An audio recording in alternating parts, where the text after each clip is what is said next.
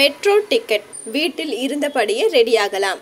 சென்னையின் பொது போக்குவரத்தில் மெட்ரோ என்பது இப்போது தவிர்க்க முடியாத ஒன்றாகிவிட்டது.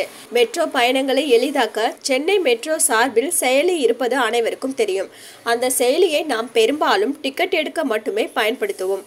ஆனால் டிக்கெட் எடுப்பதை தாண்டி அதில் பல விஷயங்களை எளிதாக செய்ய முடியும். சென்னையில் டிராபிக் என்பது மிக முக்கிய பிரச்சனையாக இருந்து வருகிறது.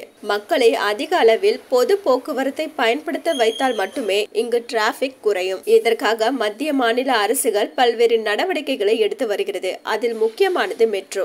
இப்போது சென்னையில் 2 ரூட்களில் மெட்ரோ ரயில் இயங்கி வருகிறது. சென்னை சென்ட்ரல் முதல் பரங்கிமலை வரை பச்சை வழித்தடத்திலும், விம்கோ நகர் முதல் சென்னை விமான நிலையம் வரை நீல வழித்தடத்திலும் மெட்ரோ ரயில் இயங்கி வருகிறது. இது ஒரு பக்கம் இருக்க, தற்போது மெட்ரோ ரூட்களில் மக்கள் பயணத்தை சௌகரியமாக்க மெட்ரோ நிர்வாகம் பல்வேறு நடவடிக்கைகளை எடுத்து வருகிறது.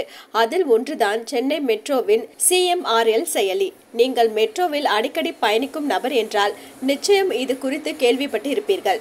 இதில் டிக்கெட் எடுத்திருக்கவும் கூட வாய்ப்பு இருக்கிறது. இதில் டிக்கெட் எடுக்கும் போது 20% சலுகை என்பதால் பலரும் இதில் டிக்கெட் எடுக்கிறார்கள். இது மட்டுமின்றி குறிப்பிட்ட ஒரு இடத்திற்கு செல்ல வேண்டும் என்றால் அதற்கு எந்த ரூட்டில் நாம் பயணிக்க வேண்டும் என்பதையும் இந்த செயலியில் பார்ப்பார்கள். இந்த இரண்டும் அனைவருக்கும் தெரிந்ததுதான். ஆனால் இதையும் தாண்டி சென்னை மெட்ரோ செயலியில் பல வசதிகள் உள்ளன. அடிக்கடி மெட்ரோவில் பயணிப்போருக்கு அது பேருதவியாக இருக்கும். அதில் முக்கியமானது பார்க்கிங் எவ்வளவு நிரம்பி இருக்கிறது என்பதை மேலே இடதுபுறம் உள்ள மெனு கிளிக் செய்தால் அதில் 4வது இடத்தில் பார்க்கிங் அவைலபிலிட்டி என்று ஒன்று இருக்கும். அதை கிளிக் செய்தால் அனைத்து ஸ்டேஷன்களின் பெயர்களும் வரும். அதில் உங்களுக்கு எந்த ஸ்டேஷன் வேண்டுமோ அதை கிளிக் செய்தால் போதும்.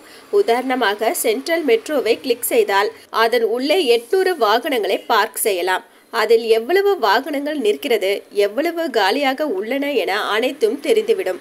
மேலும் அந்த குறிப்பிட்ட மெட்ரோ நிலையத்தில் பார்க்கிங் கட்டணம் எவ்வளவு என்ற விவரமும் இருக்கும்.